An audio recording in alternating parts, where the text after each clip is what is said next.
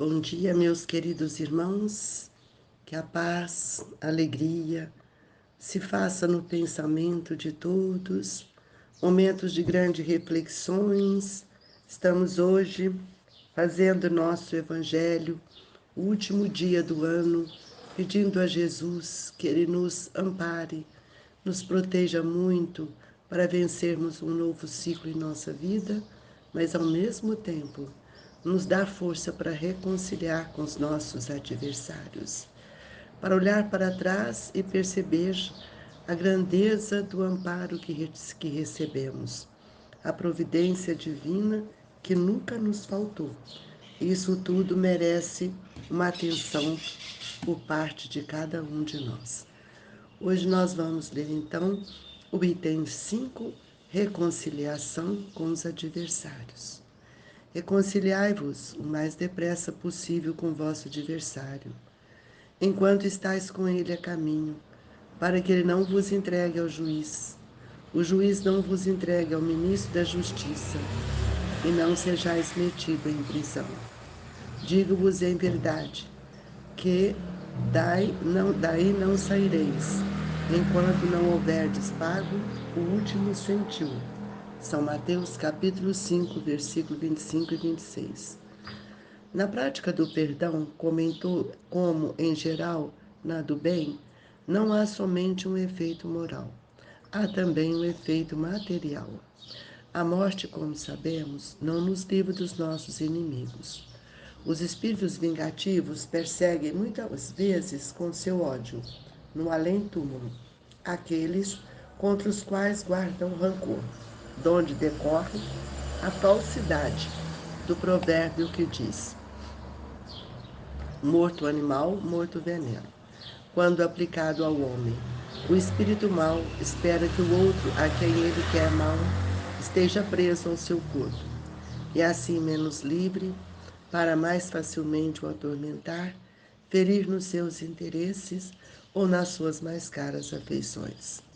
Nesse fato reside a causa da maioria dos casos de obsessão, sobretudo dos que apresentam certa gravidade, quais os da subjugação e da possessão. O obsediado e o possesso são, pois, quase sempre vítimas de uma vingança, cujo motivo se encontra em existência anterior, e o qual a sofre, deu lugar no seu proceder. Deus permite, para os punir do mal que a seu turno praticaram, ou, se tal não ocorreu, não haverem faltado com a indulgência e a caridade, não perdoando.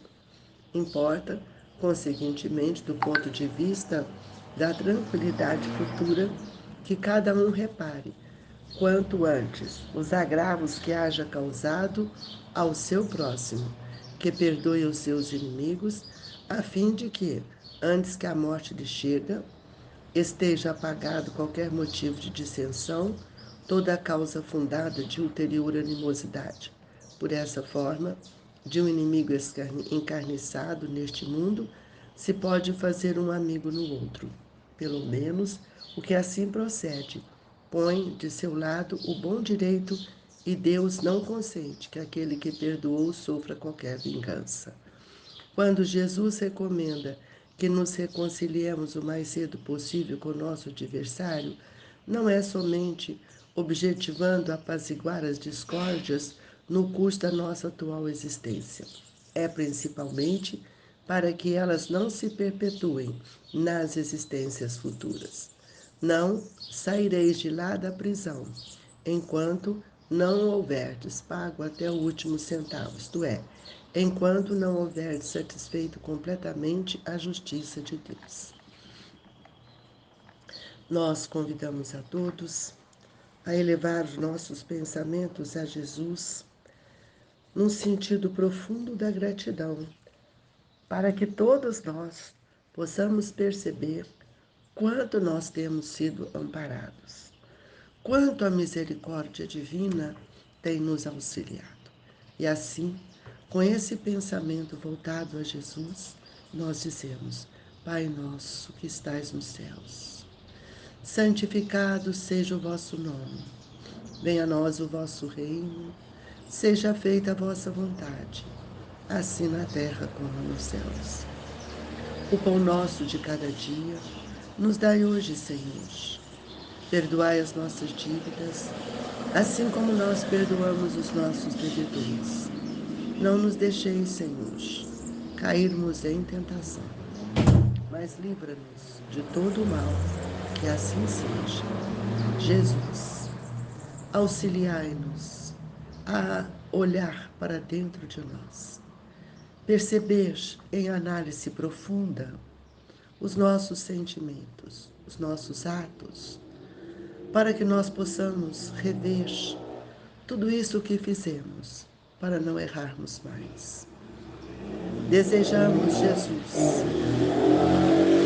sentir a grandeza do Evangelho em nossa vida, vivenciando cada lição a cada momento, para que nós nos tornemos um ser mais forte, mais compreensível e mais amorável. Esteja conosco, Jesus. Que esse propósito perdure durante o ano de 2024, com alegria em nossos corações, para que o bem seja esta tônica de desejo e que a vontade imprime no nosso pensamento. Que Deus nos abençoe e que estejamos sempre atentos a todos os atos e a todos os gestos que vamos realizar durante o ano. Obrigado, Senhor, que assim seja. Queridos amigos, a palavra reconciliação vai nos convidar a repensar como nós vamos reconciliar com nosso irmão, com aquele adversário que muitas vezes nós nos sentimos ofendidos, mas nós também esquecemos de analisar ou de refletir por que ele ficou ofendido conosco, o que fizemos, o que falamos, quais são quais foram os nossos atos e quais são as nossas atitudes perante o nosso irmão.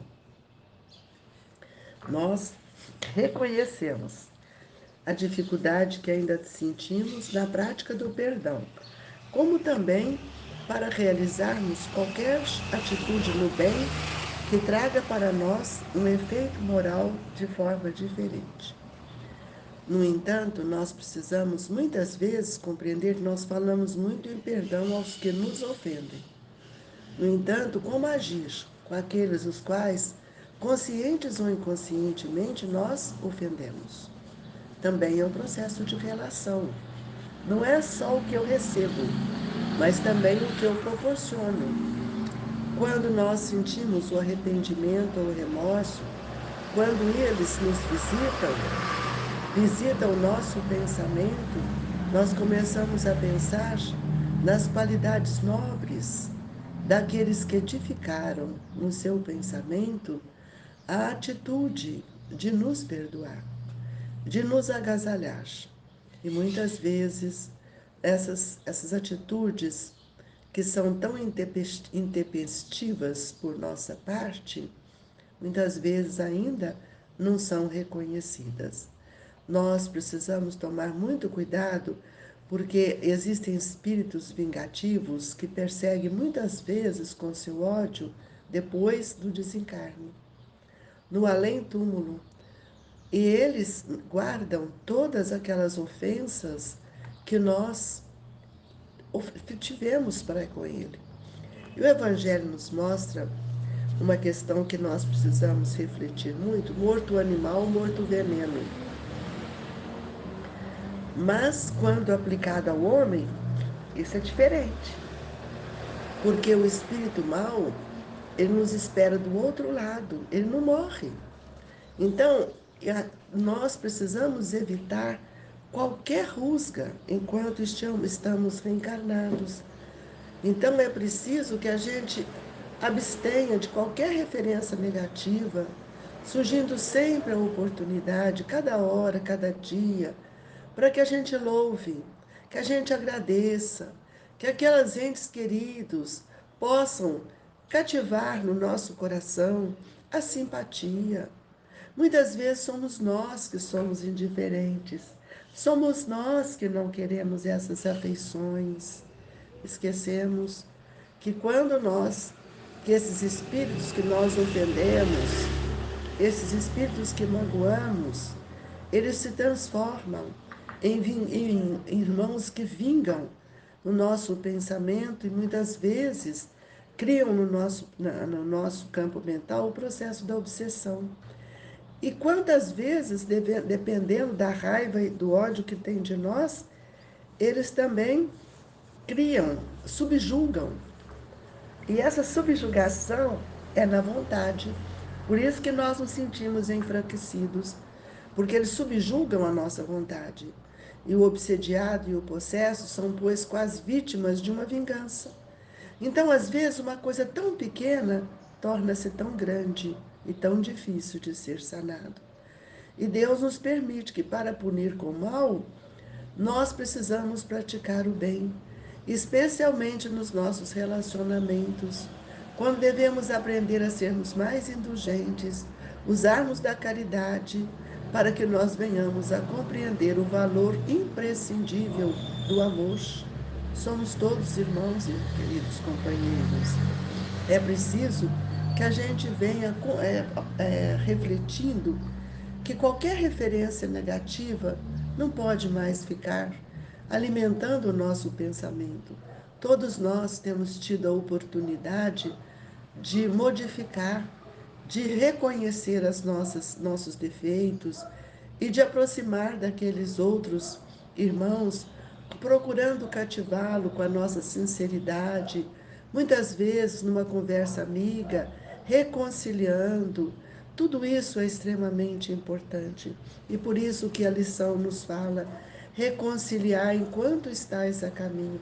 Enquanto estamos nessa reencarnação, nós estamos tendo a oportunidade, meus irmãos, de desatar os nós, de corrigir o passado, de tirar as arestas e não mais vivermos com ódio, com mágoa. Nós estamos num período difícil, onde o ódio campeia, onde a indiferença, o orgulho, a vaidade, e tudo isso vai nos mostrar que o que está nos faltando, na verdade, é a indulgência, é a caridade, porque nós não conseguimos perdoar. Então precisamos olhar isso com muito carinho, com muito cuidado, para que a gente tenha um olhar mais tranquilo, para que a gente possa perdoar os nossos inimigos antes do desencarne, antes que a morte chegue, como nos diz o Evangelho. Observe quais são aqueles que você tem dificuldade. Aproxime-se dele. Se você não tem coragem hoje, faz as suas preces. Começa todos os dias a orar por ele. Até que essa vibração, esse mal-estar que existe entre vocês, vão desaparecer. E há de chegar um momento em que você vai aproximar dele com outra vibração. E aí você pode perceber o quanto foi importante orar. Porque o perdão não é falar, o perdão é envolver o outro com as nossas vibrações. E quando Jesus nos recomenda que nós devemos reconciliar com o mais cedo possível com o nosso adversário, ele não está só objetivando apaziguar as discórdias no curso da nossa atual existência, mas principalmente para que elas não perpetuem